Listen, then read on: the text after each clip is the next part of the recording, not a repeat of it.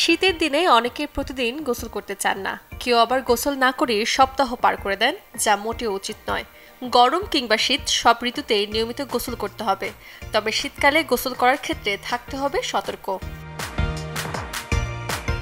শীতে বেশি ঠান্ডা পানিতে গোসল করা যাবে না।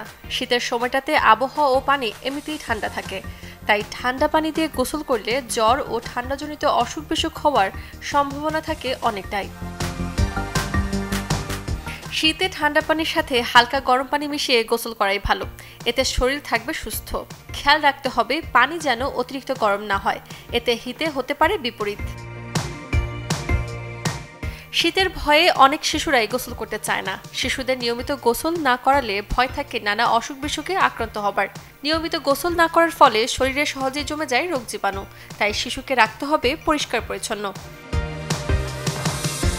বিশেষজ্ঞদের মতে শীতকালে সকাল 10টার আগে গোসল না করাই ভালো। অনেকে আবার সময়ের অভাবে অনেক সকালে গোসল করতে হয়, সেক্ষেত্রে খেয়াল রাখতে হবে গোসল শেষে শরীর ভেজা ভাব যেন না থাকে, শরীর ভালোভাবে শুকিয়ে নিতে হবে। গোসলের পর যেন চুলে পানি না থাকে, খুব লম্বা চুল হলে এদিকে আরো বেশি নজর রাখতে হবে। শরীর শুকনো থাকলেও ভেজা চুলের কারণে ঠান্ডা লেগে যেতে পারে, তাই শরীর শুকানোর পাশাপাশি চুলও ভালোভাবে শুকাতে হবে। Text report, channel 24। সবার জন্য চিরচেনা ডানো নিয়ে এলো নতুন ডানো রেডি UHT লিকুইড মিল্ক।